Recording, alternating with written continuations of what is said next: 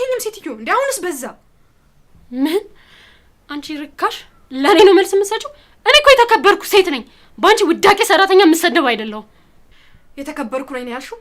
መከበር እንደዚህ ከሆነ ቢቀር ይሻላል። ደግሞ ካንቺ ይልቅ የተናቀችዋ ሰራተኛ ተከብራለች። ትሰሚያለሽ?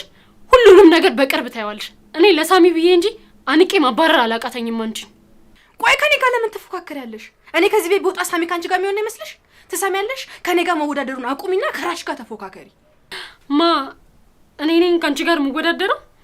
ቆይ በመልክ ነው በሀብት ነው አንቺ የምትበልጪ? ምን ትመስላለች ነቀዝ? አየሽ፣ አንቺ ሰውን የምትለኪው በዚህ ነው። ሀብት ገንዘብ አላፊ ነው፣ የማያልፈው ፍቅር ነው። ብትሞች እንኳን አይረሳም እኮ። አንቺ እኔ ልትመክሪ ጅልም ሞኝነሽም ልበል? ለማንኛውም አሁን ቤቴንም ባሌንም ለቀሽ እንድትወጪ ላስጠነቅቅሽ ነው የመጣሁት። ስሚ፣ ሞኝ መሆን አለማወቅ አይደለም፣ ሁሌ ብልጥ መሆን ደግሞ መጥፎ ነው። ይኸውልሽ፣ ብልጥ የምትሆኝበትን ቦታ ካላወሽ ገደል ይከትሻል። አንዳንዴ ሞኝ መምሰል አለብሽ።